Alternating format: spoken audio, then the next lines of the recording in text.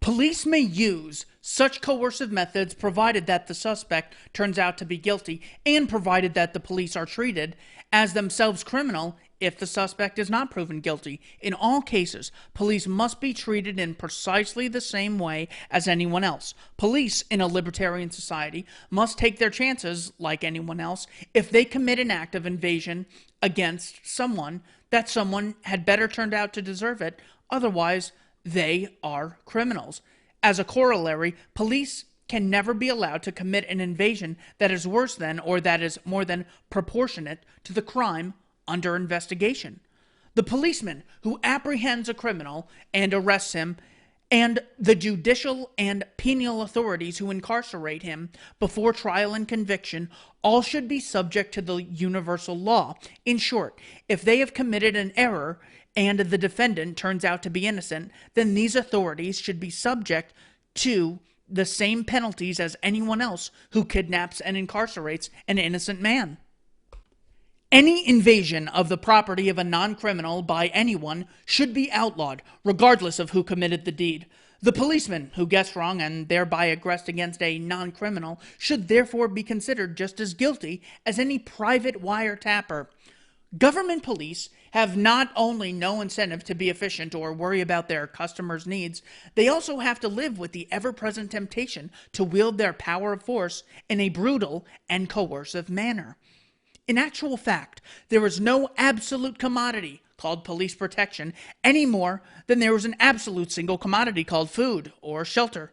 There are almost infinite degrees of all sorts of protection. For any given person or business, the police can provide everything from a policeman on the beat who patrols once a night to two policemen patrolling constantly on each block to cruising patrol cars to one or even several round-the-clock personal bodyguards. One big problem a government police force must always face is what laws really to enforce. Police departments are theoretically faced with the absolute injunction, enforce all laws, but in practice, a limited budget forces them to allocate their personnel and equipment to the most urgent crimes. On the free market, what would be enforced is whatever the customers are willing to pay for. A free market in police would reward efficient and courteous police protection to customers and penalize any falling off from this standard. No longer would there be the current disjunction between service and payment inherent in all government operations. A disjunction which means that police, like all other government agencies, acquire their revenue not voluntarily and competitively from consumers, but from taxpayers coercively. The police, standing as they do for a mythical society, are primarily interested in catching and punishing the criminal. Restoring the stolen loot to the victim is strictly secondary. To the insurance company and its detectives, on the other hand, the prime concern is recovery of the loot. And apprehension and punishment of the criminal is secondary to the prime purpose of aiding the victim of a crime. It is reasonable to believe that police service in a libertarian society would be supplied by landowners or by insurance companies. Since insurance companies would be paying benefits to victims of the crime, it is highly likely that they would supply police service as a means of keeping down crime and hence their payment of benefits. It is certainly likely in any case that police service would be paid for in regular monthly premiums with the police agency, whether insurance company or not, called on whenever needed. To assume that police would continually clash and battle with each other is absurd, for it ignores the devastating effect that the chaotic anarchy would have on the business of all the police companies. To put it bluntly, wars and conflicts would be bad, very bad for business. Therefore, in a free market, the police agencies would all see it that there would be no clashes between them, and all conflicts of opinion would be ironed out in private courts decided by private judges or arbiters. And brief commentary, of course, what this leaves out is that obviously applies to government tenfold. If you don't have to bear the cost of going to war, you could just print the money or have the Congress raise taxes, then you're much more likely to go to war. I mean, Clashes between agencies. Do governments ever go to war? I mean, has there ever been a government that disagreed with another government and then, like, they got in a big fight and people died? I mean, has it only happened 10,000 times? It applies tenfold to the state, all the criticisms of libertarianism. Government is no more necessary for providing vital protection service than it is necessary for providing anything else. It is clear in our constitutional heritage that the police power in this country belongs only to the state and local governments, and in no sense the federal government. It might be asked, isn't it a terrible thing to call in the state police for self-defense? Certainly not. While no libertarian enjoys calling upon the state for defense, the fact remains that the state has aggregated itself to a compulsory monopoly of the function of police protection.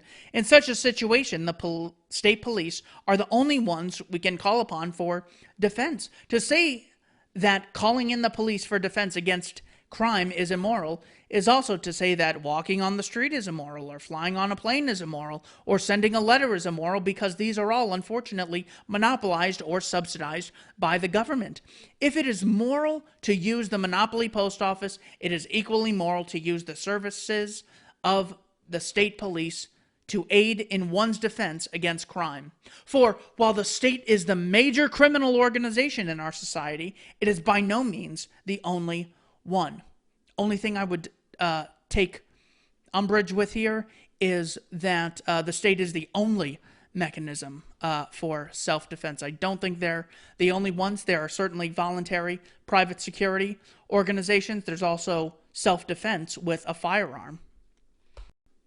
In a free market, all invasive acts by one person against another's property, either against his person or his material goods, will be combated by the enforcing agency or agencies.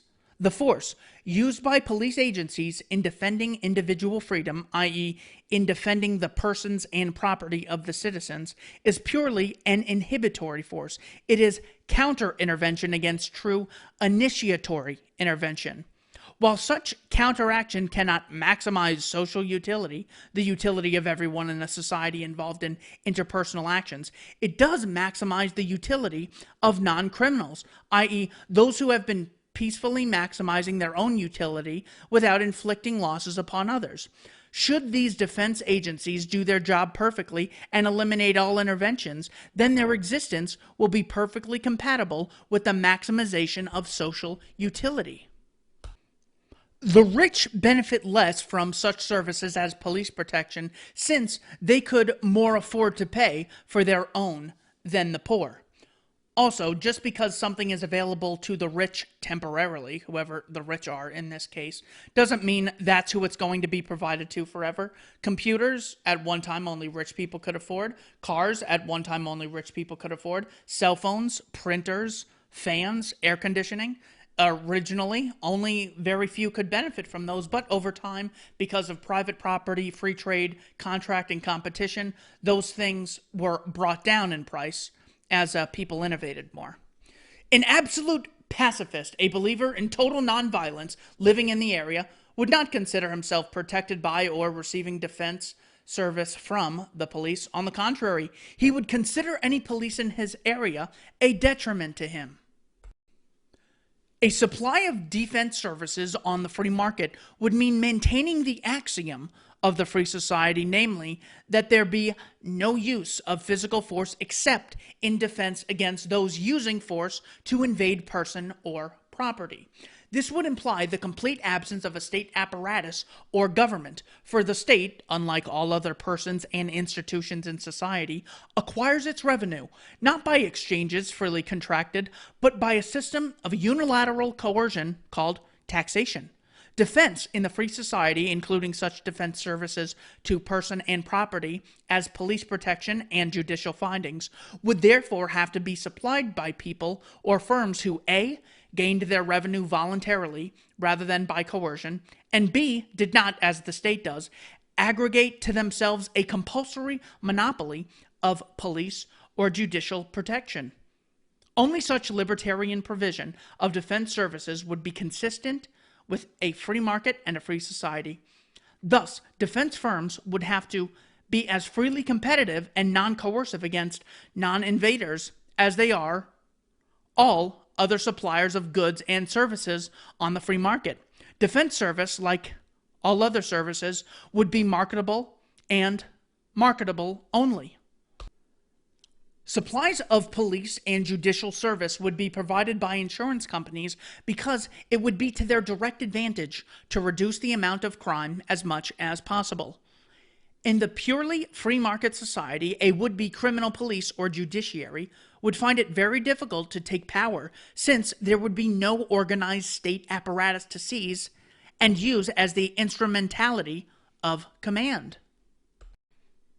It is very likely that in the purely free market, police and judicial services would be sold like insurance, with each member paying regular premiums in return for a call on benefits of protection when needed.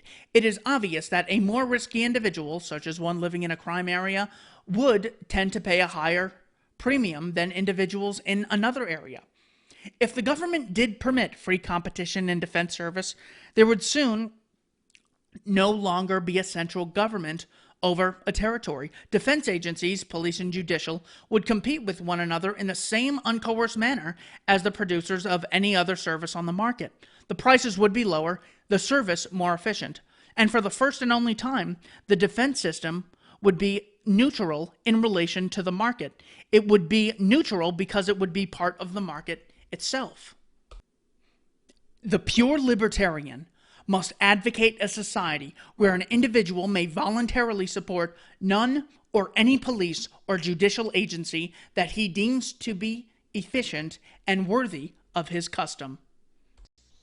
I want to talk about your most recent work, a book called When All Else Fails, The Ethics of Resistance to State Injustice. What is the moral parity thesis? Good. So the moral parity thesis is the claim that the conditions under which you are able to resist injustice conducted by a government official, even one acting in the capacity of their office, are exactly the same as the conditions under which you're allowed to resist me. So basically, there's one set of rules of self-defense and one set of rules for when you're allowed to use violence or subterfuge or deceit or other things to defend other people from injustice. And that same set of rules applies to government agents as it does to defense against civilians. They are one and the same. So government agents are not owed any greater so the reverse to that thesis, the thing I'm arguing against, is what you might call the special immunity thesis, which says that government agents, either when they're working within their office or not, or maybe just democratic government agents, but some government agents enjoy a kind of special immunity against resistance and actions to resist their injustice. So in that, like, if I were to try to kill you right now just for the hell of it because I'm having a bad day and I'm misbehaving, everyone thinks that you'd be allowed to defend yourself against me and that other people would be allowed to intervene to defend you against me.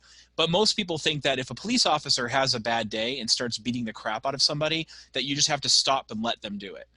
You can complain later, you can file, maybe you should get, there should be a formal investigation, but you're not permitted to intervene violently. You're not permitted to lie to the government. You're not permitted to resist them, except under really extreme circumstances. And so the book, the simple claim is just, whatever you can do in self-defense or defense of others against anything that I, Jay Brennan, do, you can do against the U.S. president.